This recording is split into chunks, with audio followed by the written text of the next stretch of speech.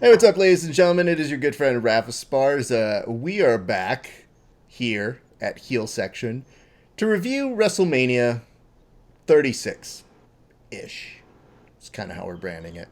It's been a while since we've seen you last. A lot has happened. We're very sorry that there's not as much wrestling, but you know what? Now, according to ESPN, wrestling is a sport. So, thus, we, by proxy, of transitive property, I believe, from high school, we are an essential podcast. So as a result, I am happy to be back here, and I am happy to be talking with my good friend, Mr. Mike Stallings. Mike, how you doing? Whoa, hey, you are wearing a mask, Hi, Rev. sir.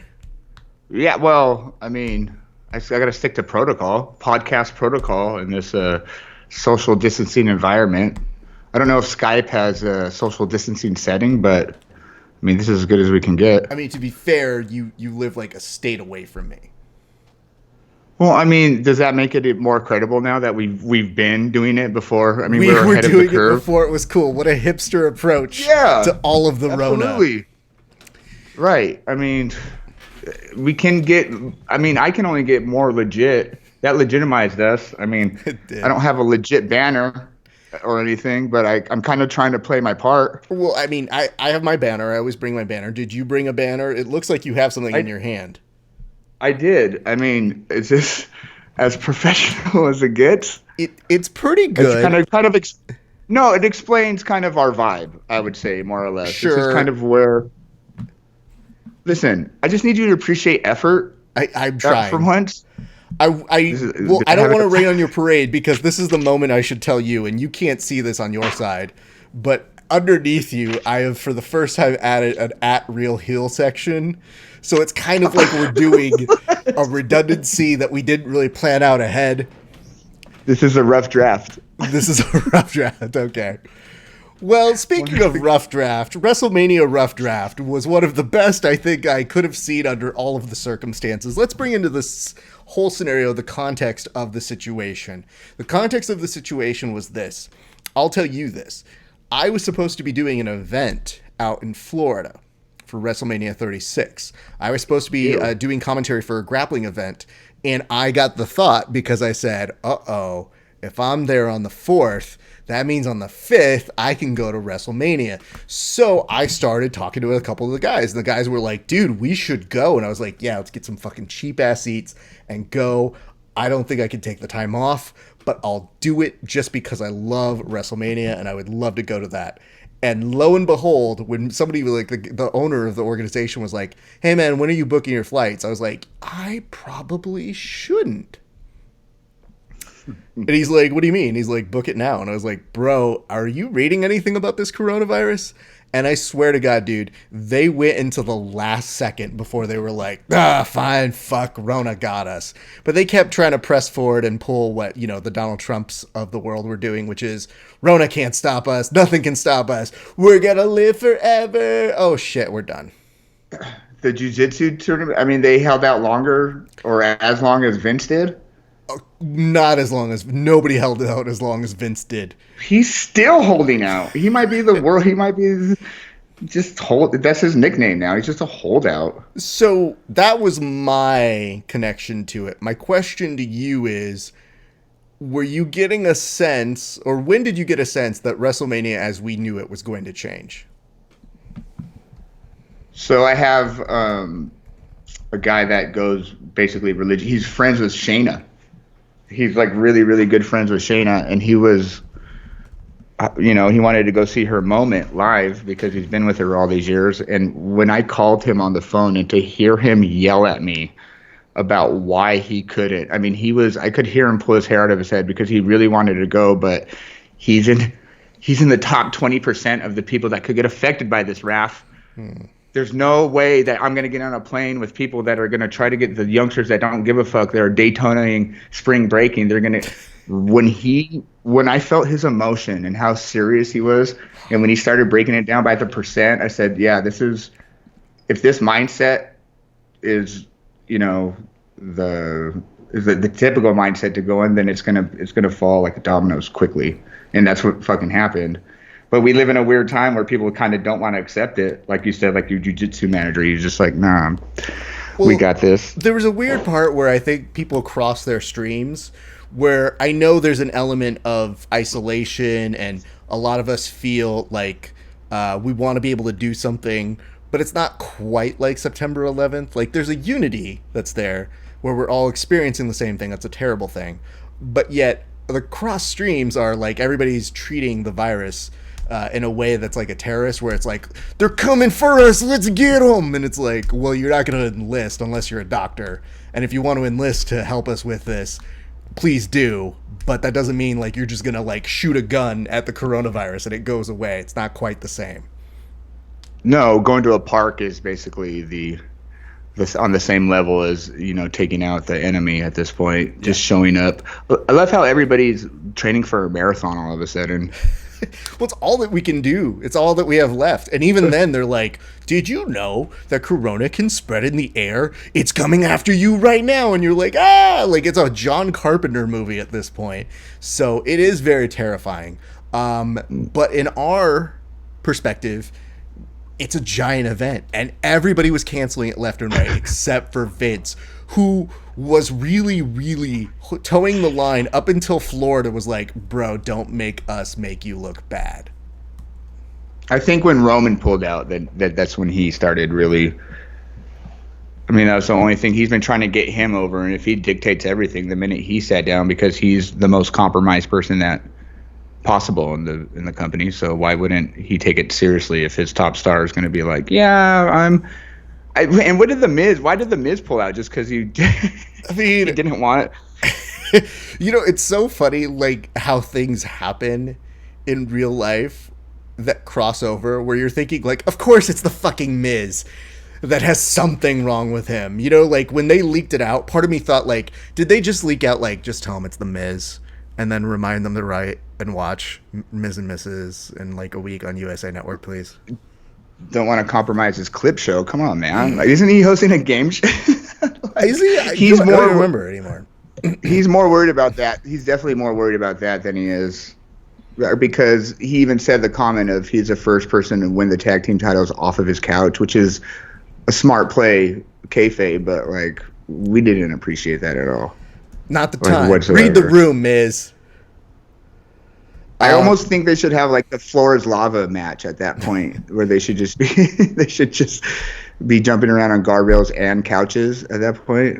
I joked with somebody, I think it was to you, but I definitely said they should have a first man standing match once I heard they were doing a boneyard match. And then I started to see like people do those jokes. I mean, I'm just glad to be out ahead of it and have a timestamp that shows I got there first. But let's talk a little bit about this. So that's the context of it. Then we start to hear some things. We hear that it's going to be broken up into 2 nights. Gun to head, what was your first reaction when you said, oh, now not only are they doing it at a performance center, but they're going to make it a 2-night ordeal? I think it was a relief, actually. I mean, you see how good Wrestle Kingdom works with 2 nights. Not that it's going to be on that level of a spectacle, but I mean, we don't want to sit through a 7.5-hour show. I mean, we're sitting at home for. I mean, it would distract us, but we'd almost get like double annoyed that we'd have to put up with a 7-hour show that would have dragged through with the weirdness of no audience. I don't know. And then I don't know if, not to get, to step over too quickly, if Boneyard versus the Firefly Funhouse match would have. I think they needed to have those 2 things on separate nights just to have them be their own separate thing. If they would have run into each other, I don't think it would have been as special. No, and we're obviously going to get to the matches in a minute. We're setting everything up, setting it up. I just felt when I heard that they were going to 2 nights, I immediately said, oh, okay, this is how they're going to stick us. Like, now they know we can't go anywhere. They know that we might as well give up, that we're basically, it's either this or onward. So pick your poison, everybody. I think I was the other side of it. I think I was the only one going into it being positive about it. Everybody is like, I'm not watching WrestleMania this year. I was like, why not? This is going to be the most special. I got all emotional about it. You're going to always remember all the cliche shit that I'm supposed to say. Mm-hmm. But it was going to be the most, I went in positively, but then when the no crowd kind of hit and saw what they had to work around, it was interesting. But I was right. We're always going to remember this one for as. I'm a little afraid though we might not if this happens next year. I think the novelty of it will be diminished. Well, people were already hitting me up and saying like, "Are you going to WrestleMania next year? Because it's in LA." And I was like, if we can." Yeah, like we don't know where we're at. It seems like we're going to get it back to normal, and that's good. But something as huge as an event like that is not the norm right now. We're never getting back to normal. You think that? I love how people think when this ends, we're just going to go outside and everything's going to be the same. Handshakes are dead. Like Ring of Honor, they need a new gimmick. The elbow dap of honor. Like where do they go? That was a big thing. Like there's no social protocol is done. Like are they going to have all the chairs 6 feet apart from each other? Like do we ever come back from that? I don't know. I mean, I think that we'll adapt and we'll do new things. But I think for the interim of about a good 18 months until we see viruses, and then after we convince the people who are anti-vax to maybe take it, and then we have to have a telethon or 4. I mean, like, it's got to take everyone's favorite celebrity. Like, if, Steve-O dies of the coronavirus, then you're going to get a subset of people being like, I don't know, dude. I mean, Steve-O was pretty unkillable. Oh. Yeah, if Logan Paul dies of corona, then it's going to be... It'll be a millennial epidemic for sure. Absolutely. No, but I think so with that protocol. But if our favorite thing, the biggest company of our favorite sport, doesn't want to pay attention to it, how are we supposed to think that it's not okay? You know what I mean? We're just going to go along with it since they're putting it on. I mean, I always said I'm going to know the end of the world is happening when they stop scheduling the Olympics. Well, guess what? Here we go. But Vince is like, no, you know what? They won't know. We won't know any better. Just like the storylines, it's just like, oh, they'll forget about it because we'll be so engulfed. I think one of the more entertaining aspects, people on social media post like when they said the WWE is going back to taping again live, they go, I don't see you guys complaining about this like you were about Dana. And I was like, the difference between Vince and Dana? Vince kept his mouth shut. Dana kept doing it as to antagonize the press and antagonize people to be like, don't fucking worry about it. Vince was saying the same shit behind closed doors, but he never said it publicly. So thus, when Vince gets to do it, he's just kind of like, oh, you idiot, Dana. Does Dana ever wear suits? Dana? Yeah, has he ever worn a suit and tie? Yeah. Tie's different. Dana's not always a tie person. That's the level that Vince is on. He's a suit and tie. He's Glenn Ross. You know what I mean? Like, he is cut fucking throat. He doesn't fucking have to tell you he knows Trump. But when Dana goes out there, he's like, I know Trump, bro. I talked to Trump yesterday, bro. Believe me. You got to believe. I know Trump, and, it's a stand-up guy. I'll tell you this one time he did this one thing for me, and that's the reason why I'm fucking his butt buddy. So that's why we're besties. Like, okay, cool. Wait, Data. John Jones did what? No. That's not important. No. I don't. What? Coronavirus? I can't hear you. This call's breaking up. Okay, bye, everybody. So, all right. So then we get into the context. Let me tell you how my WrestleMania night goes. And this is why it's perfectly adorable. When I realized I was not going to WrestleMania, you immediately think, if you're not going to go to WrestleMania, WrestleMania is like a Christmas to us. You want to have friends over and watch it, and you can't even do that. And I told my wife, she's like, well, what time does it start? And I was like, well, it technically starts at 4, but I'll probably sleep through 20 minutes of that, so I'll take a nap. I take a nap, she wakes me up, and she's just like, oh, hey, WrestleMania is starting. And I was like, it's the pre-show, so, like, it's cool, like, I just need to be up for 5 minutes of it. She immediately tells me, she goes, okay, cool, well, I ordered you some pizza and some wings because I wanted you to have a good WrestleMania. And I was like, for both nights or just one? Because it's 2 nights, babe, and I hate to rain on sleepy your bath. No. You sound seriously. like me when I'm asleep. Jesus. But it was so fucking nice, and I have to give credit to my wife. She knew that I wanted to have a great WrestleMania, and I wanted to make sure that I said something nice about it because I thought that was so great. And it made me feel connected because everybody was watching it on social media. Even people who don't watch wrestling anymore and who criticize it were watching that night. So what was your viewing experience like? Oh, it was completely different than that. Max shows up with a 12-pack of Bud Light Seltzer. So now we're going to binge drink just to forget to not take a nap and kind of dull our woes about what's going on. But again, I had this weird sense of pessimism. But when you say that you can't watch it with friends, like, should I have not had Max come over with Bud Light Seltzers? Like, the worst part about that whole sentence is seltzers, for sure. So that's where we're at. But I was hyped on the pre-show, man. Drew Gulak versus Cesaro, I was really looking forward to. I was but too, then when that, but I just, I wanted them to have more time to work out. Like, I wanted them to have a little bit more of a storytelling time. I felt like that shit was done in like 5 minutes. Would you have rather have them do that or be in the Andre the Giant Memorial Battle Royal? Don't you bring this to me. First of all, don't sully Andre the Giant with a memorial of nonsense. Second of all, like, Cesaro's already won that, so we've been there, done that. I don't mind them getting the open slot. I just thought, like, man, if we're really trying to set the pace for a night that is unprecedented, let's start the night off strong. And I thought they were fine. I didn't think there was anything wrong with it. But those two guys are people who I like and root for. So I know they're capable of more. So it's not like, oh, they can't pull off something. I'm like, no, fuck, they can really pull off something. But as a non-wrestling fan saying, fuck it, okay, I want to see what this is all about, because there's no other sports and I'm done with marble racing, as amazing as it is. When they see that coming out, because I was affected by the non-crowd in the arena, you know what I mean? But we know better because we want these wrestlers to get their reaction and we got their shine time. But I don't know if it would transfer over to the casual fan, no matter how good of workers we know them as. You know what I mean? What was the casual fans' take of it? Is it just a novelty at that point? Or they're like, oh, I'm going to watch this for 7 hours for 2 days. I don't know if they ever accomplished that at all. Yeah, I mean, for me, I just knew, okay, we did it. Maybe they've got something down the line that they can do something else with it, and I'm fine with that.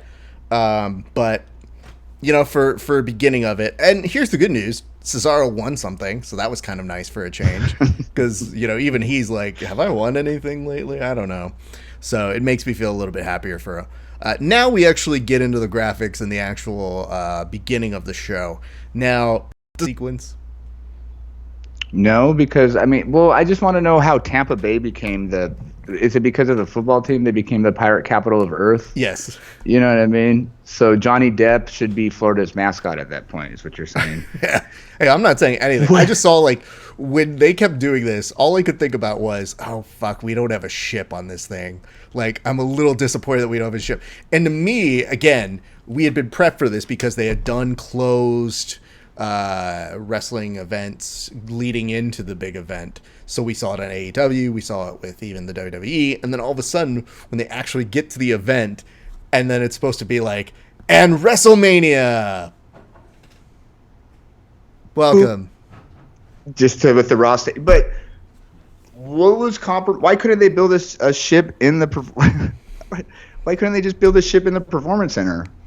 Beats me, dude. Well, they had to build because the 900-foot ship wouldn't fit. No, build a smaller one. Like, I don't understand why they just didn't go in with the aesthetic of it at all. They didn't even dress it up. At least when AEW does it, when they did that stupid bash at that beach, they put like inflatable palm trees and they made it look hokey as fuck. Like, In Your House used to do that when they had Todd Pettengill on the blow up pools and all that bullshit. I think they were more worried about the production of the outside of it more than the inside of it, because it was just going to be, they were fine with just having it be the bare guts of it. Yeah. I think that came into fruition when the record scratch and the fucking Shaun of the Dead narrator walked us through some weird, I still don't even know what that meant. Do you know what that meant? No. What was the underlying connotation of the gibberish that this dude was telling us? Like, we shot this, but I don't get it. I want you to explain it to me, please. I think what it was trying to do was fill time. I think there was a large part of me that was like, they just kept going with the guy, and they're like, no, keep going. And he's like, and blimey, there's another rock to unfold, and a waterfall that you may have to look out, Dead Man's Curve, and R, and am I done? Do I have to keep doing this? Oh, God, how many more puns do you guys have? They just had a Craigslist ad for the local UCB troupe to come and do voiceover to the performance. Yo, bro, don't mock it till you try it. If you put that up as like a little cut-off slab with a phone number, every improv group would be like, "Ooh, I'll take one of those. Thank you." Well, that's what it kind of felt like. I mean, it kind of felt like they had a shotgun, which I'm trying to figure out what it would have been in Tampa if we had the real WrestleMania, which is going to further a point with how this affected it as a whole. And we got stuff that we weren't supposed to get, and we got stuff that we didn't get stuff that we were supposed to get. But yeah, I think they really wanted it to be a movie, and I was just confused to why Seth Rollins. I think they just put anybody with long hair that looked like a pirate in it, right? Okay. Oh, and Kelly was into that. I didn't know. She was looking at me and she's like, "Oh yeah, Seth Rollins is my jam." And I was like, "Really?" And she goes, "Oh yeah, Def." Raph, I've been saying this my whole life. Girls like guys. I mean, we have personality. We get off like that. But girls like guys that look like girls and look like pirates. I've been saying that my entire fucking life. If you dress like a pirate, that's why Jerry Seinfeld's puffy shirt kind of got up. Like, girls are like, "Oh, I feel that shirt." We're like, no. By the way, hello, Daniel. Thank you. Welcome to the broadcast. Let's say this. Let's get into the matches now. So we already had the pre-show. Now we actually get to the show. Alexa Bliss and Nikki Cross versus Asuka and Kairi Sane. So what do you got on this? I mean, I think that's one of the only things that worked for a non-arena. If they just let Asuka, I would just watch Asuka yell in the middle of the ring. Just talk. Like, when she's on commentary, it's brilliant. Yep. And I think that's one of the things that was highlighted was what they had to do with the lack of the crowd, and that was really accentuated. And they might have blown their load with it, to tell you the truth. My takeaway from that match, too, Max kept on badgering me how good of a match it really was. But I think I was so enamored with the non-reaction in the empty arena that I couldn't. When I went back and watched it, I went, okay, they did really work. You know, they worked well, and it would have transferred with the crowd. It was just hard to settle into. Yeah. I really like that. I really like the team. I could even make a judge on the booking, though. Like, it was so overwhelming that this is something different, that all storylines and payoffs were kind of secondary at that point, right? Yep. I didn't have too much for it. I thought it was fine. Like, it's not a match that moves me either way, except for saying, like, Asuka can do whatever she wants. And I'm good on that. No, everybody realized that. Nobody knew that Nikki had that kind of cleavage. I think that was the takeaway of that. When she that was the spot, right? I've been saying she's hot this whole time. And she went full Superman on him. I think people were screenshotting that, and they were kind of amazed by that. And for that to be the only takeaway, really, that I really sparked in my brain right now, that says something. So then we move on over to Elias versus King Corbin. I really think they missed a spot. I really think they missed a golden opportunity right there. That should have been. They killed him. Remember, they killed him a week ago. WrestleMania didn't have any fucking returns. We could have had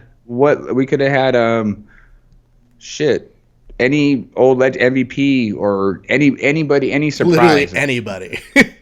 Yeah, they could have had somebody dressed up as Joe Exotic come out, and that would have got super over. You know what I mean? I was really expecting it, but when his guitar played and he didn't have music, then it was just kind of a weird squash match. And then they played his music, his new theme song at the end. It was kind of a kerfuffle.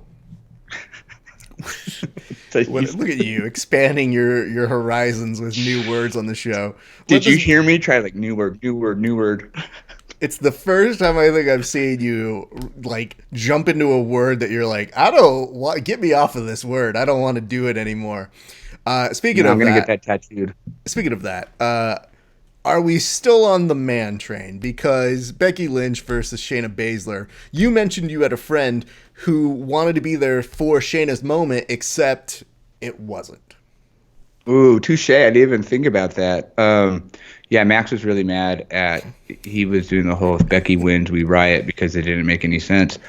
A huge takeaway from this, too, is the underlying fact that if they do go on hiatus, they're going to need people to still do media. Yep. And I don't know if Shayna's really ready for media. Even though a heel can do media, I think they needed the baby faces of all babies to be able to still do that for another 3 months and go on the promo tours and tell us why wrestling's essential. And especially that's been somebody that's so high on the, such an anomaly as Becky's been. I mean, it's kind of hard not to be on the train, but it's almost on the merch train at that point. Yeah. Like we're so well, people are just myopic. They only see the one aspect, right, which is the matches. They don't see the larger picture, which is she's everywhere, man. She is a trooper in terms of doing those press days, doing those scrums. If you got something that's like, Lifetime looks at great women and things, like she'll do one of those VH1 countdowns. Like you could see her in any one of those situations. She's on the box of Honeycrisp. Yep. I popped for her when I went to Walmart. I was like, oh shit, Becky, and that's pretty mainstream. But wait. Now that you're saying that, can't get enough of that Becky Lynch. Is that what we're gonna do? Do we want to do that? Copyright. Make it hot. Make it happen right now. I think with a honeycomb hideout. Oh, you can't hear this, but hold on. I have new toys at my disposal, so you can't hear this, but I definitely have an air horn sound that could be made. So we got all that. Oh, you've never wanted to get a soundboard? How dare you? I've been asking for a soundboard for fucking a year and a half. I didn't have the opportunity to do one. Now Ecamm makes it so that you can. And not only that, but they also give you the ability to say things like, listen, Mike, you're so old that not even Hulk Hogan will job to you. Ooh. Nope. The audience says applause because they were cheering in the background because I brought my own. Take that. See, bitch. I don't know how I'm so behind in the times of technology. Well, the other thing is you have no idea what the hell I'm pressing on the soundboard. So that's the beautiful part to me is I can get away with things now. Let's go to the next match. An applause screen behind you. I do. I have an on-air one, but I don't have that. So here's my disappointment. No, let me ask you real quick. Hold on. Let me go. I had something. Who then besides Becky? Who? If with what I said, who then?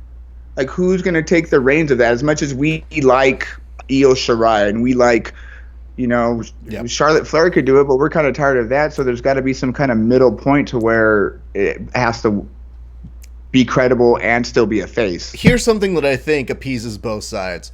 One, I think to the people who wanted to see Shayna win, and there's perfectly logical reasons for that, it was disappointing that it's the same kind of like, not sloppy finish, but just kind of like, oh, that's the booking we're going with to tell that story. I think that's more the disappointing side of it. On the other hand, I don't care. Like, if she's holding the belt, that's perfectly fine. It just means we do a chase. And I argue this.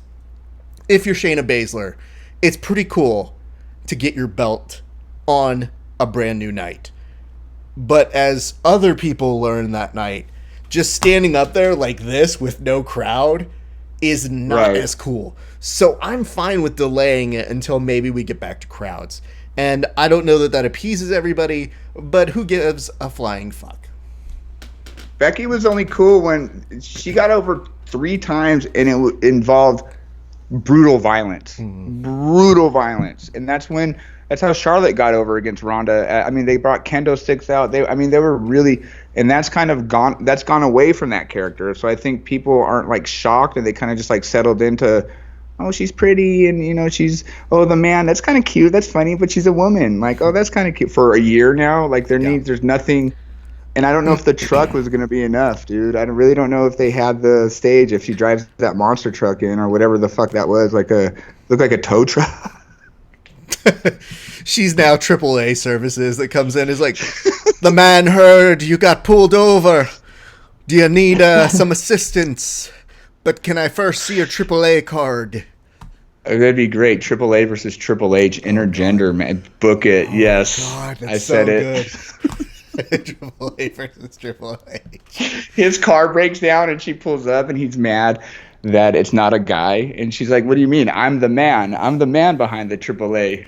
The worst part is that Triple H is going to have to job and do everything to put over Triple A. Actually, and that's not even it. Triple A is fucking in Mexico. Triple H would get over. Nope. No, you don't think so? They'd be doing those calls like they're like, hey, it's Sting, bury him. Make sure that they don't get over.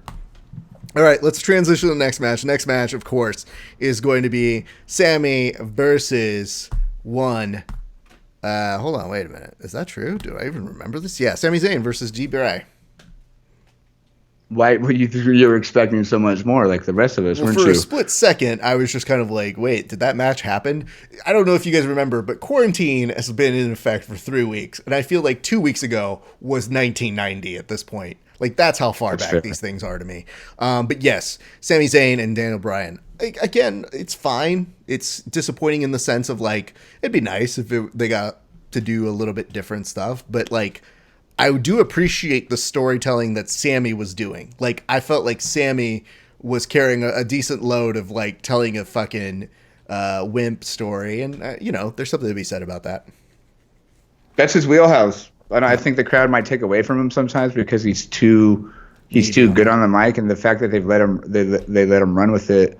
For us to know that that's going to take precedent over a Ring of Honor style match that we were all expecting because they're two of their top stars and we're used to that kind of stuff. Mm-hmm. It was a little disappointing, but it did fit. No, it fit well. I don't know if it was a WrestleMania type of match, but it was for what it was. I mean, you put two names like that together, it has to work on some kind of level. And I appreciate that you get the sense that Daniel Bryan wanted to kind of pay it forward and continue it on and do that sort of a thing. So I'm good with that as well. John Morrison, Jimmy Uso, and Kofi Kingston. This is where the pay-per-view starts, Raph. This is when you should have waken up from your nap. This is when you enjoy the big slice of pineapple. You probably have some weird pizza toppings. I know you do pineapple and like fucking. You do pineapple and like red pepper or some shit, or like you do some kind of off thing. I like black olive. You don't strike me as a black olive guy. I do.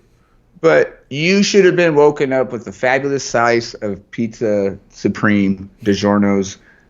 But like, what kind of beer did you get? What did you get you? I had IPAs. Thank you. Oh, you would. My dad calls IPAs IPAs, and I don't have the nerve to. I don't have the heart to correct him. I just let him run one of those IPAs. That's where the pay-per-view started. If you were a casual fan and you started at the ladder match, then there would have been an acceptable WrestleMania style pay-per-view. Yep. Those guys did everything they possibly could.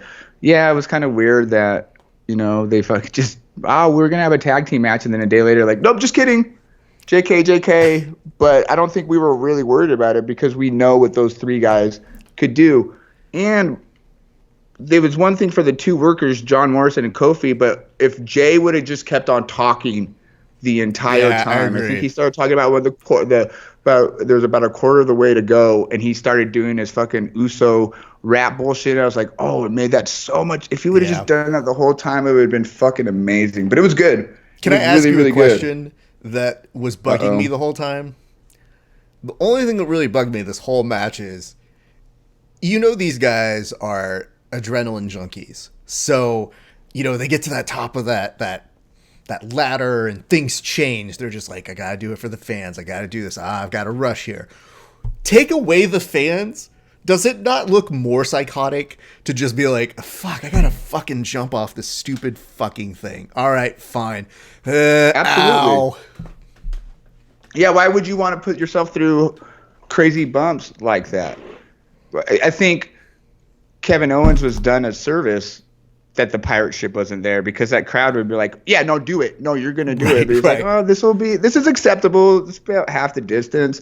But yeah, there's not even my mom hates ladder matches because she doesn't understand why they're always reaching and they can't just grab the fucking thing. Like, even trying to sell that is taken away because there's no. Well, let's be very clear. The people who will never win ladder matches are our parents, because they're the people that's like, Emil, can you get the step stool and get that for me? Because, like, there's no parent that's ever going to win a ladder match. So that's how she's probably like, no, I wouldn't. I would just get, like, Mike, go up there. Emil, go up, get the ladder, get it for me, please. It's then very change fair. light bulb, okay?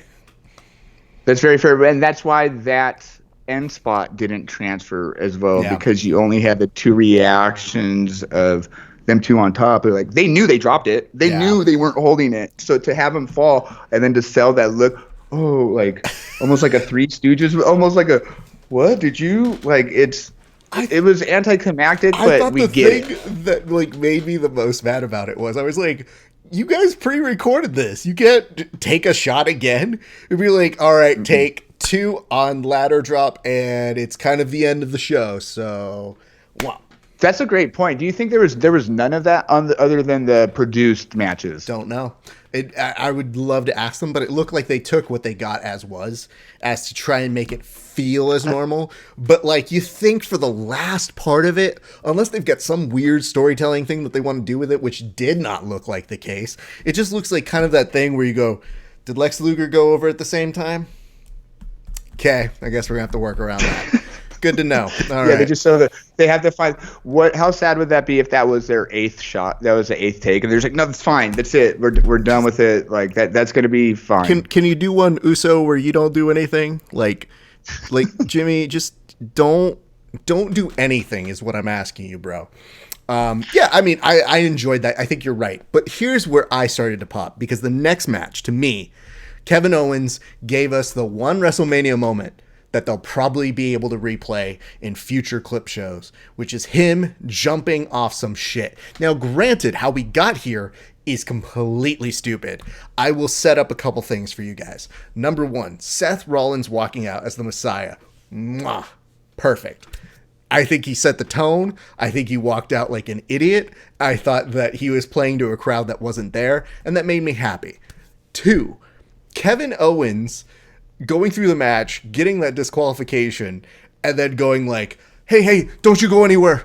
Why don't we do a no disqualification match? And it's like, why don't we just do that for the fucking beginning? Don't waste our fucking time. This is so fucking stupid. Just make it a no DQ match from the get-go. You don't have to tell this story about like something weird happened.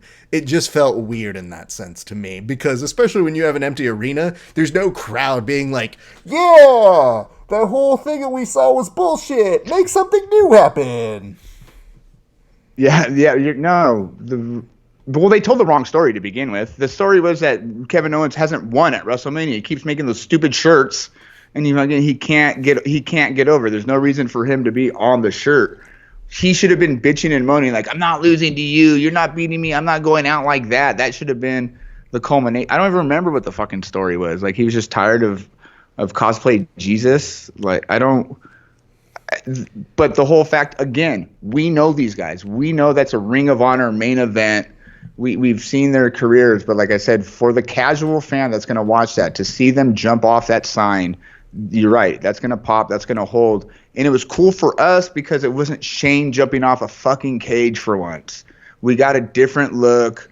There's a different feel. There's a whole different air to it. You know what I mean? And it almost kind of took away from the fact of him. He kind of just disappeared, and you didn't have like the speculation of the crowd like mumbling and shit. Like when it takes Shane an hour to climb up the cage and people are ooh at first, and then they get tired of it because we know it's coming. I think they did that really, really well. But I mean, you can only do that once now.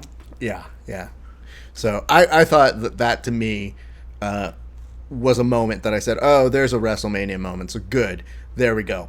The inverse of a WrestleMania moment is when Braun Strowman beats up Goldberg. And the reason for that is, 1, who the fuck called Goldberg back? 2, why the fuck is Goldberg there? 3, an empty arena Goldberg entrance is the saddest thing I think I've ever seen. I think it's ridiculous to begin with, but like we're all into it and that's fine. But to have because to me it makes me think like you should at least have one person walking behind him and being like Goldberg to to at least push it a little bit forward. I feel like they were just like, at that point, that's how they walk into their house. You know, I mean, they don't have like, is that what they're practicing on the? You to me, I would say this. I think whenever I see him with 2 security guards, that's him going to a security deposit box at like a bank. So it's like Goldberg walking in and being like, and these 2 guys being like, well, sir, we'll make sure that you get your security deposit box. Make sure you brought your double key to get it in there. Thank you very much, sir. We appreciate your time. Do people even look at Goldberg in the eyes at that point? You know what I mean? It's such a sad. I don't know. I get it. I get that. Look, this was the whole thing. They just jumped over to Fox. They needed a huge name that's going to draw. They already expended all their shit on Raw. Dwayne was not available. There was no way Dwayne was going to drop what he was doing, even though I don't know if there's any movies during the coronavirus. So they needed the biggest name that could get the casual fan, and like it or not, it's fucking Goldberg. He's gonna get the people from 1997 when we were in high school watching this shit to casually watch that. They don't care if it was against Braun Strowman, Roman Reigns, or fucking Cheeseburger. It didn't matter. They were gonna see their idols, and we're done with that. I know we're done with that. Goldberg versus a Cheeseburger, headlining WrestleMania 37 out here in Los Angeles. Now we're talking. Because you know what? He's not going to put that cheeseburger over either. So no. He'll just eat it up and spit it out. I would love to see how they're going to do 50-50 offense with an animal style. So we'll say this. Braun Strowman finally getting the nod is worth it. So I was happy for that. I did feel it was a moment of, well, okay. But, Raph, it would be so hard for you to like maybe call a match, but you could just sit there and tell me in 30 seconds exactly what happened in that match. Jackhammer, jackhammer, jackhammer, jackhammer, power slam, power slam, power slam, pin. I think that's the problem that we had. I don't care. I don't mind Braun and Goldberg. They had to do what they got to do. But at least give me a concussion angle or some shit. You know what I mean? Give me some kind of dead time. It felt like it was pretty, it was just like a reset button, which we get. But I mean, that kind of questions our intelligence. But like you said, you don't give a fuck, I guess. Listen, we did it. We got it out of the way. I'm so glad that we just kind of all looked at it like this. Get on with it. Let's move. Yeah. And then, my only contention was, don't jackhammer this guy. You can't do it anymore. Like, you almost killed Taker, and we don't need that going on in our lives right now. But you know what didn't kill Taker? AJ Styles. And we need to spend some time talking about this match, which is, I have described this on Verbal Tap as the sequel to the 4th sequel of Rambo. Like, low grade, very, very, very, very, it's kitschy, but in the right ways to our audience, to the right ways to the pro wrestling audience, where you get a little bit of supernatural element, you get a little bit of old school badass Taker, and then you get a little bit of showmanship from him. So that even when you see the Druids come out of the gate, you go, yeah, this is fine. I'm good with this. No, he's the only one that can get away with magic still. That's why when they did the reveal, when they did the fire spot, not to jump ahead, when they did the fire spot, none of us had any questions. We're like, yeah, that's what the Undertaker, there should have been a bolt of lightning. And even with his little hologram when he was riding away, it's like, yeah, that's what he's the last cog of that machine that we used to, and it was 2020's way of, Michael Baying it, fucking accentualizing it to where we're going to do that for you guys in a modern sense, and it still fucking worked, and nobody was expecting it. Yeah. And kudos to fucking AJ for laying into that character too, because, I mean, not to use a pun, but nobody wants to be buried, especially during WrestleMania, but to be like buried alive and with that kind of symbolism, I think it just worked perfect, and none of us were fucking expecting that at all. Kelly looked at me and she goes, how do you win this match? And I go, well, you got to bury them, and she's like, I'm good. We're good here. I think there was one person, because the thing about this is is that there's a lot to love and appreciate about this match. But I think somebody put up a poll when they said, how much did you love or hate the whole Boneyard match? And I was like, somebody put underneath, they go, is there an option for both? And I was like, that's so true, because I loved it in one element, but the other part of me was like, this is so, like, what the fuck? And then at the same point saying, you know what? Kudos to that team that put that together. So What Culture was reporting that it was Michael Hayes and Triple H, and then a combination of collaborative efforts between Undertaker and AJ Styles. And the only thing that, like, kind of stuck out to me was during the match, I understood that they needed to talk to each other because there was no color in there. There was no commentary that was really surrounding it. So as a result of that, there was a moment where they go, can you believe that Undertaker and AJ improv'd all of those lines? And I was like, yes, I can. 100%. 1,000,000%. Because they kept saying, like, come on, boy, you want to get in a last ride here? And then you get AJ being like, oh, come on, Taker, you're so old.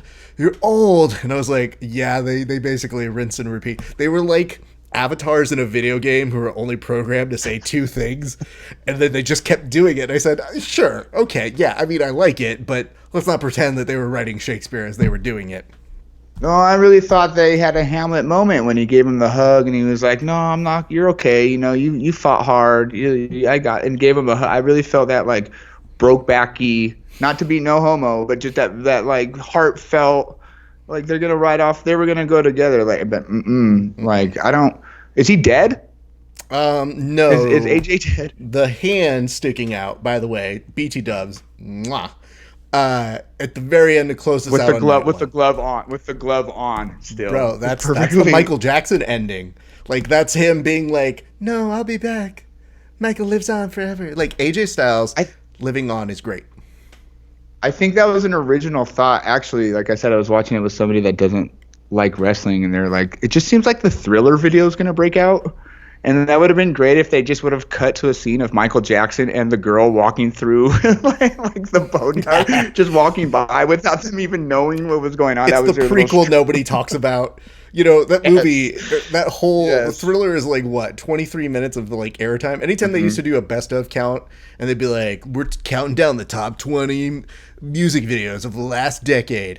If you saw there was 40 minutes left in the show, you'd go, it's fucking Thriller. Because they need that much time to put it in there. Smells Like Teen Spirit literally is just in and out. So no, they had a making of Thriller. Vincent Price was all over that motherfucker. No, my biggest takeaway from that match was, did you see the cars driving behind, like on the street behind it? Like, the traffic that was going on. That was my favorite fucking thing, is that they couldn't even close it off too. There was like, I would want to be the guy like, I saw the weirdest thing while I was driving home. There was fire. There was a guy at the end, he went like this. Which, by the way, that's how you know Undertaker is old. Not like we needed some extra assurance, but like most people when they conjure something, they like do this. But when Undertaker had a fireball, he literally like went like this. Like carpal tunnel. Like, and I felt rotator so bad. Because I was just like, bro, like, okay. But here's what I can say. Does this open up new possibilities for The Undertaker? Absolutely. Does it make the possibility of him versus Sting a possibility? Sure. Does it make us say there's a little bit left on The Undertaker that we keep saying, like, hey, bro, we're good? This at least gave us that exit strategy that we've been needing for so long. Well, and also says Metallica, too. Like, do we get Metallica to play him out? And how fucking mad is Fred Durst? You think Fred Durst was sitting there, like, royalties are gone? Like, that's my creation. I'm fucking rolling. What? Like, yeah! They fucking... Yeah. Well, I was watching the Hell in a Cell, Triple H versus Undertaker, and it was Metallica played the cage down. Yeah. Instead of the it was I think it was the same fucking song. So I was like, oh, is this like a 6-year like Easter egg callback? Ooh, this is good. Like, I want to see the DVD extras of this. Yeah, I mean, I'm just happy. And, you know, now they're starting to put on Undertaker The Last Ride. They did a preview of that the next night. I watched that. And I have to say, it's a little bullshit. You know why? Because they go, we're going to show you guys the last ride the next night. And I go, cool. I watch it. They go, and this is a preview. Limited series coming soon. And I was like, what the fuck off? Give me the thing now. I want it That's now. how they get you, Raph, and that's how they got me on WrestleMania, because when it went off, you were just like, what, like, holy shit, like. But little did we know that we were even going to be more blown away intrinsically. We were about to get the next turned, night. because that's night one. Night two comes in, and then we've got Liv Morgan and Natalya, which I just kind of ingested in a very quick way. I liked it. Yeah, it was fine. I liked it a lot. I really liked. It was really the first time I saw Liv as a worker. Did she win? Yes, she did. Yeah, Natalya. Yeah. To put her over and to make her look like a credible worker. We've never. So I like that on the same way that Max liked the women's tag team match, but based on work rate. But I was like, finally they did something with Liv. They've been doing that for her for months, and at least she got. I guarantee you that's her WrestleMania moment. Yeah. In her eyes, as a person, as a human. Then we go into the actual beginning of the show again. I've heated up some of the leftovers from the previous night. Oven, not microwaved, thank you. Then we begin with Charlotte Flair defeating Rhea Ripley. Again, another disappointment for hardcores, but why so? Loved it. That was the only thing that made sense. And you can't book Rhea into a corner like that. You know what I mean? They booked her. She was the hardest thing, and you can't on the the chart, what am I trying to say? The feeding chart of the WWE. You don't get that big of a push.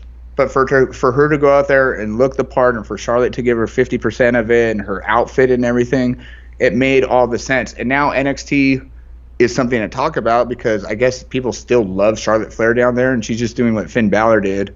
He's going to go down there and make it credible and give. I mean, I want to see her versus Io Shirai. I think that could be really good. It expands what Charlotte's doing, and she's helping NXT grow, which they are not doing on Raw and SmackDown. They're not giving these fresh. It should almost be like interchangeable. Yeah. You know what I mean? And that's why, again, back to the Elias and Baron Corbin, they missed a shot to bring Keith Lee out, or somebody, Kyle O'Reilly or somebody from NXT to put their name out there and be like, oh, we need to watch out for this guy.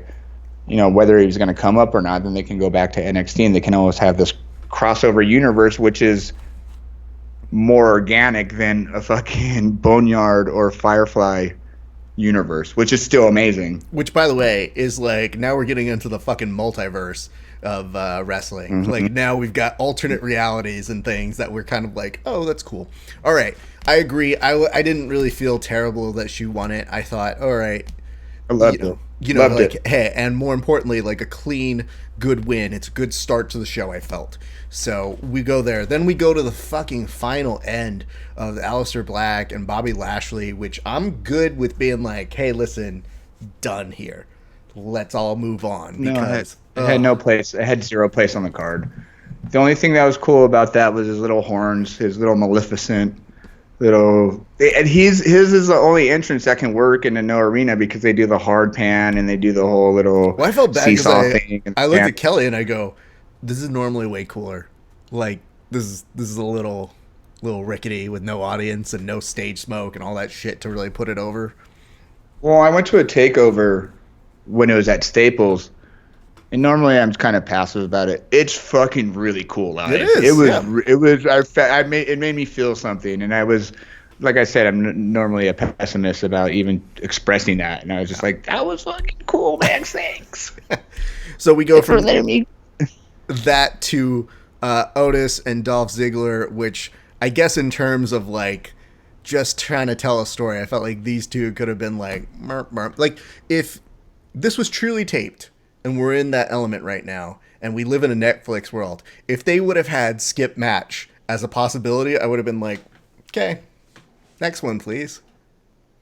That's so funny that you think that, because I see a lot of people saying that was the only thing that that drew them in, as far as story and everything that made sense. And the big takeaway of it was that, oh my God, they would have popped so hard for that Mandy spot. I'm like, what? Really? Like, I mean, I get it. But that's the whole thing about this whole Mania is they just shotgun these stories. And if that's going to be the most compelling story within a month and a half, them just doing choppy, like you said, it wasn't even like, I'd rather watch you at that point, which is, I can't believe I just fucking said that. Yeah, don't even look at me like. Where did that come from? I don't listen, bro. I would tell a better story than half of those people. So, second of all, I'm not saying my in-ring work would be great, but I would at least tell a better story. Thank you. Well, no, but that's that South Park episode. You know what I mean? Yeah. Oh, he's cheating on the girlfriend. Oh, he took his job. Like, that's what people still kind of want. Yeah. The way we look at the Undertaker, the Boneyard match, and what we're going to talk about with the Firefly match, that's what those people think is that level. Yeah. That's their story. We're still in Maury Springer kind of drama. Yeah. The only thing that would have made that better would be murder, I guess. Well, we were close to it because that was the next match. So here's my favorite thing in the world. A last man standing match is kind of weird because there's a moment where when you win, normally there's a crowd after they do the 10 count. This one was literally like Edge commits murder. On this day, I see clearly. And it's like, oh, that felt weird. Okay, that man about died. Good. Okay, so you know how you open the show with your whole, that's when I fell into my nap state. Like that, I woke up halfway through and I asked my brother, I go, how long have I been sleeping? This is still on? I couldn't believe they were still doing it. And then you brought a good point to where I woke up, I felt like I was in my garage. I was like, it was so messy and unorganized. I was like, I felt like waking up. I just said like, my head in my. Could they had some of the new NXT guys clean up the place a little bit more? Like, could they get Jake to go in there and be like, no, I'll put the weights away, dude. Like, I'm sorry. Like, who has a scattered house like that? Who needs all those? They had a full toolbox. I was like, they don't need all those screws. Like, when are they? I don't see like. And then the weird, when they were fighting on the Office, like the conference table, that weird chain. Do they have that chain link fucking fence up there the entire time? Legit is for a life. Thing. Yeah, for life. And more importantly, nothing made me laugh harder for Edge to like be like, oh, I know, I got a great idea. I'm just gonna climb this thing for the world's shortest elbow drop ever seen. Yeah, like, just to do a fun swing. Like, it's so stupid because it's just you sitting there going like, hey, I'm gonna climb this and I'm gonna like drop an elbow on this guy, and then you look over and you go, well, that's where we're at right now. This is now the second longest WrestleMania match of all time. It did kind of feel that way, but at the same point, you kind of want to give your seasoned performers the ability to carry a show when you're in dire straits. So they should have. I really liked the last couple minutes of it when they were fighting on top of what was that truck or whatever. Yeah. If they could have combined that part with the Elias Corbin ending, where that's how Randy, and then you could on this day, like you wouldn't have seen the murder. It would have just gone into and you just speculate that he might be, or he just broke. Because forget, they did that to Kurt Angle, and Kurt Angle's leg was over in fucking in Toluca Lake while their match was in Burbank. You know what I mean? Yeah. But that was fine. That's how you write somebody off. But I think it caught a lot of flack the minute they fucking put the gym rope around his neck and they went full Benoit on him. I think people were just kind of like, yeah, no matter what you do, this is going to fall. This is just going to not be good. Well, I mean, Daniel Bryan's looking at that and being like, I got fired for that once, you assholes. How dare you? So, whatever. Let's say this. I was just happy to see Edge back. He has a great documentary if you guys get the chance to watch that. And I think the idea is like, at least with Edge, you get the sense of watching somebody just have fun knowing they get to do it again. And that's one of those hidden elements of watching that match is being like, yeah, it's weird. And I think they're making the best of it. And, all things considered, you don't judge this like a regular WrestleMania. You kind of have to look at it through a different lens. And for this, I was like, this doesn't bug me. He just needs to go. He just needs to work on his fake crying. Yeah. You know what I mean? He could have drawn me in right there, but he didn't think enough of for Meltzer to call that the most boring match, and that's a huge thing for him to be just so Because normally he'll look at the silver lining and everything, but he's nope, nope. No, I'm no Dave again. No stars. No negative. Might have been the first time he thought about giving something negative stars at that point. Which I'm pretty sure for not doing it. Pretty sure Meltzer was like, in fact, they actually owe me stars. That's how few stars that is. I'm sending a collector to go get them because I didn't get any stars on that one. No, I'm gonna give their stars to someone else. He's got a star bounty hunter. That's so fucking great. I've never thought about this. Does Dave Meltzer have like a chart behind him like you used to have in fucking grade school where it's like, Edge, 2 stars. No, you lost a star. No more stars for you guys. You have to stay after class. I guess it's taking me that long to do it. I fucking hated that match. So... I wasn't hyped on it going. I mean, what they did, the build-up, granted, in front of a crowd, was great. Yeah. Then they really showed you what an empty arena promo could look like those two, because they're really good at that. But the execution of this, I don't know, man. I think the empty arena match with Mankind and The Rock, like nobody fell down, nobody rolled down any stairs. Like, isn't that like empty arena, last man standing, like protocol? Let's take this 2 different ways. First of all, Edge is like, no, because, and then Randy's such a vet that now he's kind of like, Randy doesn't take any bumps downstairs. That's why I made Mick do it.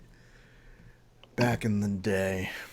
Meanwhile, they're just doing no-hold suplexes. This is Daniel Bryan fucking throwing him his head every chance he can fucking get, just being like, when are you retiring? Daniel Bryan is essentially a lawn dart, I've decided. You just kind of like, wow, oh, that landed. Good job. But it's really the only time in wrestling where I'm like legitly like, every time I say, oh, you're going to...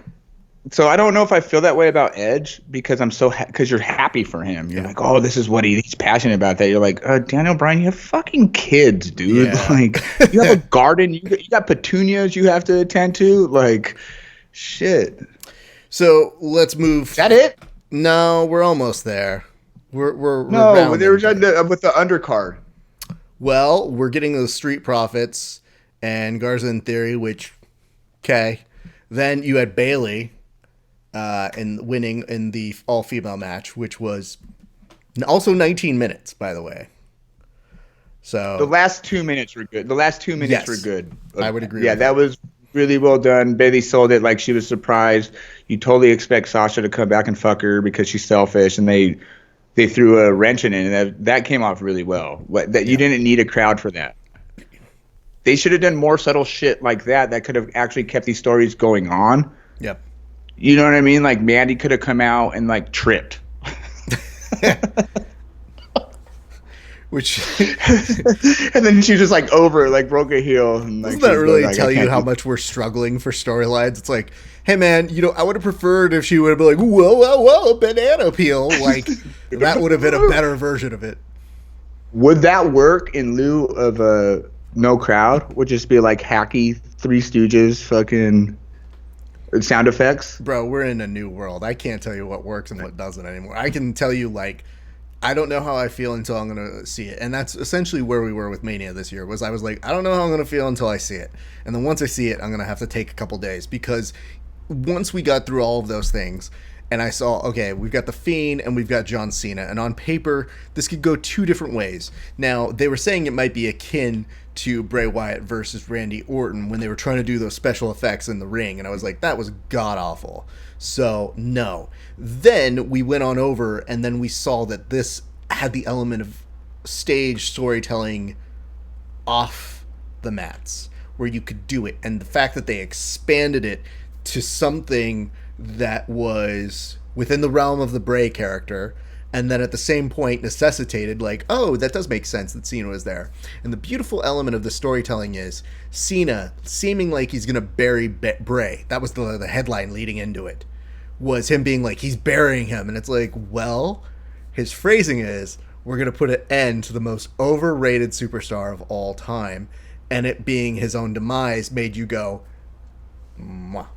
The minute he had him in the Sister Abigail, and you heard that play, how they dubbed it over, it was like that light bulb. You went, oh, and it didn't make sense in the wrestling, but it made sense for that 6 years for the story that they've been trying. And it was one of the first times I've ever seen them right the wrongs that they did with that whole chair spot. They're like, come on, do what you should have done 4 years ago. That was above and beyond the WWF ever doing. Like, whoever talked Vince into letting his guard down like that, I don't know if it was fucking Cena being in Hollywood so much. I don't know if Triple H, I don't know if they had an intervention with him or some kind of shit, or they microdosed him with some fucking Firefly fucking mushrooms or some shit. But for that whole tongue-in-cheek thing, to let them do that, that's why I say it's one of the best things I've ever fucking seen in my life, because it was still wrestling, had all the elements of the story, but it was such a breach of what we've seen before, but it all made fucking sense. And it was a fucking trip. Here's like, how many people are like... The element to me that was the payoff was, we haven't been here before. Not like this. Mm-mm. You know, if you could say there's the, you know, Delete was similar to Boneyard, this was its own thing. This had its own vibe. This had its own, like... I think the thing that made it for me was... there was an element of, I don't know where this is going anymore. Like, and how often do you feel like that? How often do you feel like, oh man, this is unexpected? And by the time when they finally get to a payoffs, like John Cena turning heel and being with the NWO, and you're like, oh my God, this has now gone out of the realm of where I thought it could go. And now they're playing on a whole new level. Like, to me, this was, you're back against the wall. Creatively, you got to give out a product. That's it. That to me was okay. That's amazing. But could they do that with, like, now you hear a bunch of slew of wrestlers like, oh, I want to do a Firefly thing. Right. It wouldn't be the same. It wouldn't be the same, right? Like, we all know, okay. Well, now that they're going to start the Big Show, that he's the Giant and fucking.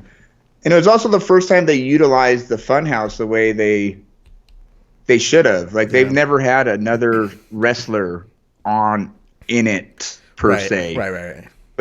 But then when it's, because I don't go back and watch a lot of matches to try to figure them out. I go to see the spots and to see just the flow of it and the crowd reactions. But to go and be like, oh my God, the darkness means that was the beginning of John Cena's career, the empty room, and then that was the beginning, and then it just, for every fucking little subtle SmackDown fist and every little Bischoff, they just told the story in connotation of that era, that it made sense with little motifs and shit. Like, what is this, fucking on the waterfront? Like, what do we? This isn't Brando. This isn't Brando. But Cena was like, no, I'm an actor now, so this is how Hollywood works. And it was the most brilliant thing I've ever seen. I'm almost mad that we can't do that again, per se.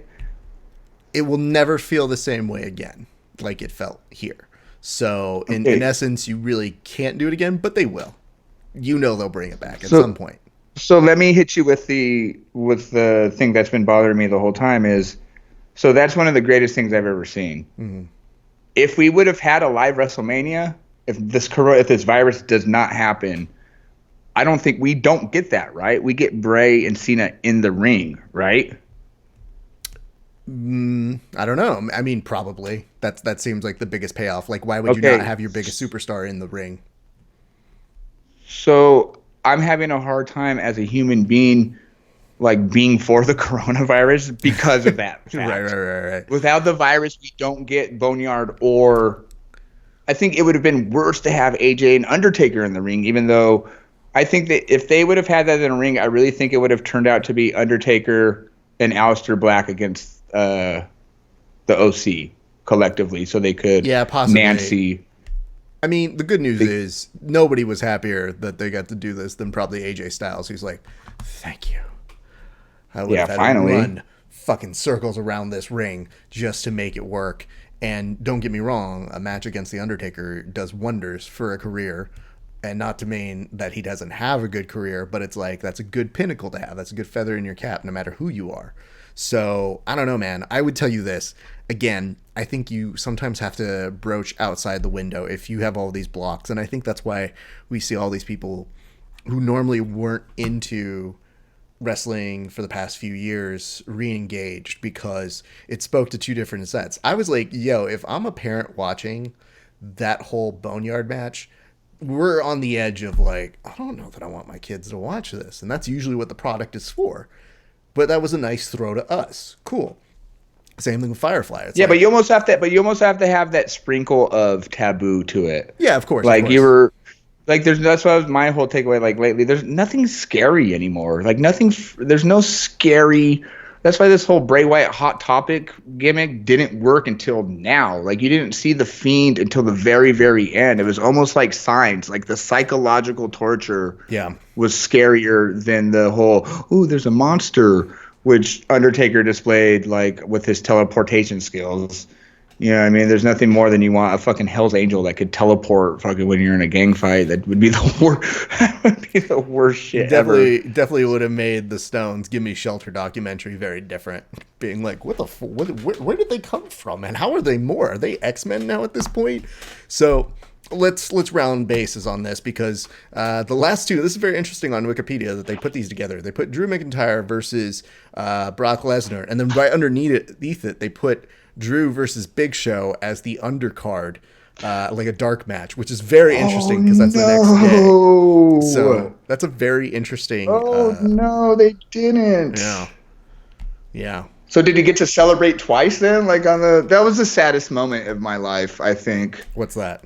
Watching it. Well, go into it. I'll save it for the end because it's at the end of the match. So you got to transition from. There's not much to say about the actual match other than they do mash buttons for as long as possible. They've been and it's the same thing. People were mad that it felt the same like Goldberg's match with Brock's match. They just were big guys doing big things. Yeah, it was the exact fucking same thing.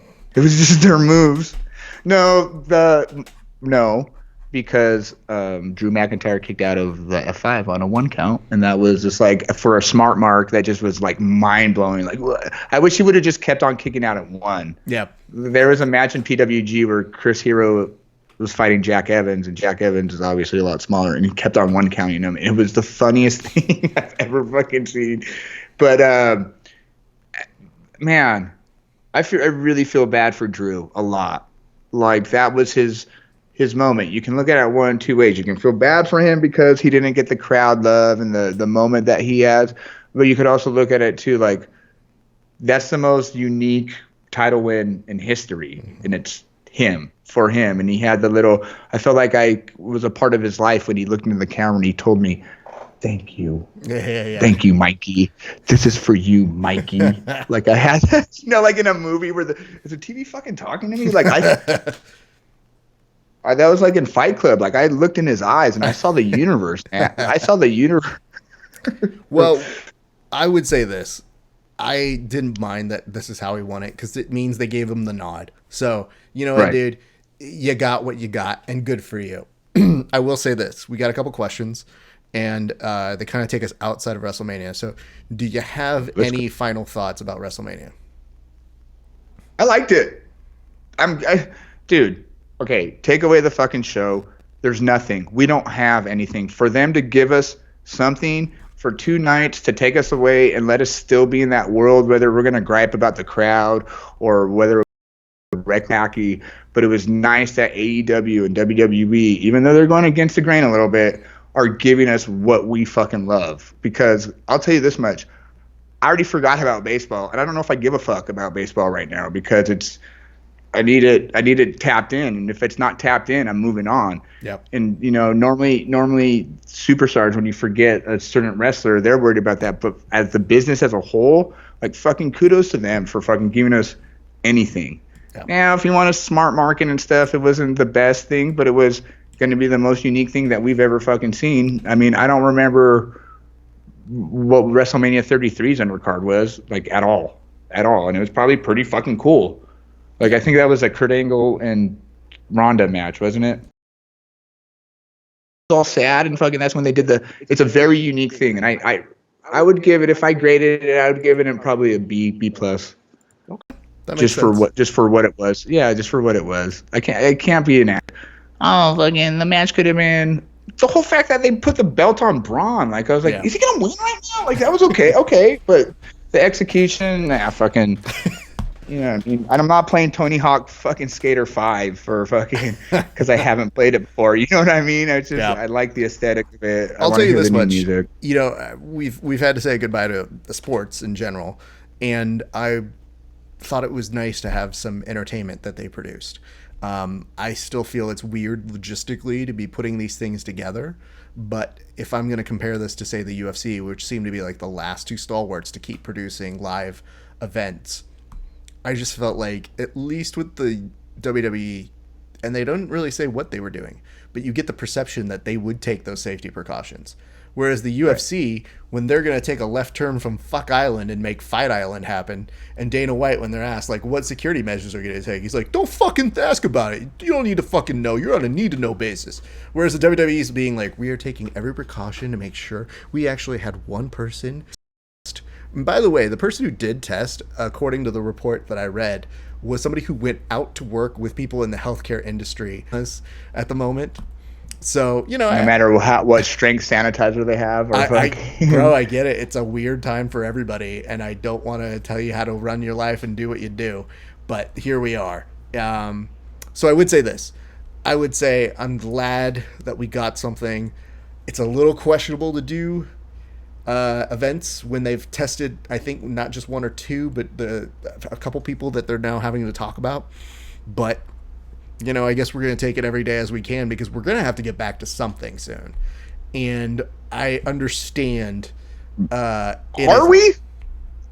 I don't know what we're getting back to exactly, but there's going to be something that's going to happen, because here's the thing. Texas is already chomping at the bit to be like, I don't care about your grandma, I hope she dies, and also she would sacrifice herself to go ahead and do this. I just know, pew, pew, pew, pew. Like, that's I'm a cowboy. Yeah, exactly. And we're going to have those idiots potentially make this drag on for longer. So, you know, I am optimistic at some point, but I think that, as you mentioned, certain things like handshakes and all that'll be different as we go on. I do want to start circling the bases. So let's go ahead and start asking these questions that we got put in here. The first question that we got is from Zach Aman, who writes, is Ronda a mark for herself? No, she's just a wrestler. She's a wrestling fan. She's a wrestler. She doesn't mark for herself. She's playing the character accordingly. She's staying relevant in that world. She's creating a buzz, isn't she? She's creating more of a buzz than any girl that's contracted by the WWE. Now, woman. So now other people can piggyback off that. That'll let Nia say the things, you know, it's like point and counterpoint. You need that first point to get the ball rolling, and she's doing a brilliant job of that. And yeah, there's got to be she's a mark for that kind of fame. I mean, think about being the fucking top anything in the world and then have that. You have to go to real life. You're going to want, just like Edge, just like the people that come back, you're going to want that at some point. But she's doing a fine line of doing a little here, but still doing the Ronda, the pregnancy, the prego vacation, whatever she called that shit, the baby vacation. And then, but staying relevant enough to where, like, is she coming back? Are they going to start a brawl for all with girls now because she just wants to see this bitch get knocked out, like, because she's running her mouth, which kind of seems like the timing is there. Maybe she's that smart and jumped. No, she's a mark for herself, but not in a conceited way. I don't know if that makes any sense. Kind of. I'll just say this. I think that Ronda's been so famous for so long and had so many haters come along the ride that she probably just says, I might as well embrace it at this point. Like, if they hate it, then they should, you know, they're buying the ticket. They're watching me. And if I can, as you mentioned, cast the biggest net for people to then come in, then if they're going to respond to it and they are in the industry, so be it. But at the least, she did her job. People are interested. And I would say that it's kind of interesting because unlike Brock, who's arguably one of the biggest attractions we have, she can do it for herself. Brock usually has to have the mouthpieces do it for him. They usually have to have the commentary team build him up. And then his presence once he's in the ring sells everything else. I think it's the element that she can suggest it on social media, take it outside that that scope and give the WWE, which has a giant social media presence, an even bigger element to cast you in. The element that surprises me continuously from both UFC to this is how invested people are to want to hate her. And to me, I just look at that and I go, okay, cool. Have fun. Have a baby in you or need something. that. Yeah, like You need that. What's the name of this? What's the name of our fucking podcast? It's because we understand the levity of the bad guy. That's the fire starter right there. Yep. You need to have that kind of. You need to gain some kind of leverage on them in the long run. You know what I mean? And then I don't think. Just think about this one last thing that I want to bring up, which is on her social media, on her Instagram, after she did that. You know what the next post was? After she put up her, like, pro wrestling is actually like this, and you guys better know that, like that. She put up a thing of her wrestling one of those wrestling buddies of Hulk Hogan, and, like, her beating it up and dropping an elbow on it on her bed. And if you don't see the connection between those two, then maybe you are a mark. Because to me, I'm not spending time being like, you fucking bitch, you're a fucking bitch, and I hope you fucking know that. And where do you get off? Maybe you should be grateful that these fans are here. And I love watching how much time people pour into that, because all I could think about is, oh my God, how did you have that much time to write that? Like, she might be the new. Whoa. She might be the new CM Punk. Yeah. That's what's when you asked me about Becky. That's what's missing from Becky. That's exactly. That's what she had. She had a small sprinkle of that within the first, when she got her nose broken, it became real. Yeah. And then it just kind of went back to the machine. And now Ronda's like, no. This is how you do it. I don't need to be there the whole time. And watch me get the buzz going that you can't do. And of course they're going to be like, no, fuck that. What? But which they need it. They need it. So yes, but there's good marks and there's bad marks. Chris Rock did a joke about it. So now we've got the last question here, which is from Daniel Placeo, and it says, can Bayley wear jeans all of the time? Does what? Can Bayley wear jeans all the time? Danny. So I went to grade school with Danny. Shout out to the Notre Dame Saints. I met him in second grade. I've been saying that Bayley has ass for the longest. Dude, she is bae. She has been on. They put her in those pants and they covered her up. She's had I don't know if this is this kind of podcast, and it's not even after dark, and it's fucking Easter, Danny. How dare you? We went to a Catholic school, and this is what you're thinking. Maybe you gave that up for hold Lent. on. He has risen indeed, so they didn't specify. Ooh, what? Because of Bayley's jeans. Did Bayley wear some jeans on and fucking Jesus rises? Hey, coincidence? Bro, I'm just saying, bro. It wasn't looking good this year. Danny, the answer is yes. The answer is always and forever. God forbid they put her in a pair of booty shorts or anything Alexa Bliss would. I don't know if that would work. Yeah. Plus, like, even right now, like, her evil Karen haircut is, like, always making me laugh right now, because I'm thinking, like, yeah, this is all character work. Good for her. She can do these things, because to me, she looks like she's supposed to be on an episode of the whatchamacallit show. What is it? Broad City? It looks like she's supposed to be on an episode of Broad City every time I see her.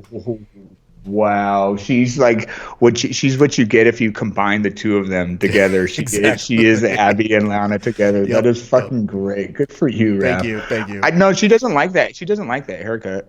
No. There's no way she can like that. But it's character work, and I can appreciate it. It's fine. Let's start to round second and third and head on home on this one, because I want to tell you guys, we have an exciting little limited series that we're going to be doing out very quickly. We'll actually be recording one of them now. But what we are going to do is, we saw that the WWE put up the greatest 10 matches of the 2010s, which, by the way... 10. Remember that? You remember. So what we're doing is we're watching all of those, but it's so funny to me that this is how it all looks around. And the way it's going to happen is is we're going to put a stopwatch. You can watch with us. It's going to be on the WWE Network. We're going to invite you guys to come along. We hope that you will. We think you will, because you got nothing else to go on anyway right now. So we'll be producing some of those for you guys to watch. Hopefully you will hang out with us. But the first match that we will be watching will come out later this week, and it is who, Mike? It is Kofi Kingston versus the new Daniel Bryan from WrestleMania 35. That seemed like fucking a decade ago, which is interesting. There's a lot of levels to it. I know it just seems like it's a Kofi story, but with everything that's been going on, there's some different ways to look at it, which I kind of went through, which I'm kind of excited to kind of dive into. Yeah. I don't want to spoil anything, but it was an interesting rewatch. There's a lot going on there. So yeah, I'm excited to do that. I think we're going to go from, I don't know if we should really talk about if that's how we feel our top 10 goes or if we should just go with it, but there's definitely going to be some point and counterpoints with this fucking list. I mean, again, for sure. The idea is we know that you guys are hungry for content. We're hungry to make some content for you. We're hoping that you guys are staying safe, that you're not doing anything too stupid, the social distancing, et cetera, et cetera. Yes, thank you very much. Thank you, Mike. I don't think for a split second it looked like that was your like character that you were workshopping at the performance center. And you're just kind of like, I don't know, man. He like wears a mask on his eyes, man, so that he can't see. His name is Blair Devil. What do you think? No? Okay, cool. Do you think there's any 2K characters with a mask on at this point? Depends. I think if they do that extension, it'll do buku numbers based on off of this. Well, we want to thank you guys for joining us here. Again, we've got more content coming out soon. We're going to rush right now to go ahead and do that recap of that. That will be out later this week. But we hope that you enjoyed WrestleMania. Again, be safe, be smart. Thanks for listening to us here at Heel Section. My name's Rafa Esparza. This is Mike Stallings. Have a great rest of your day. Too sweet, me.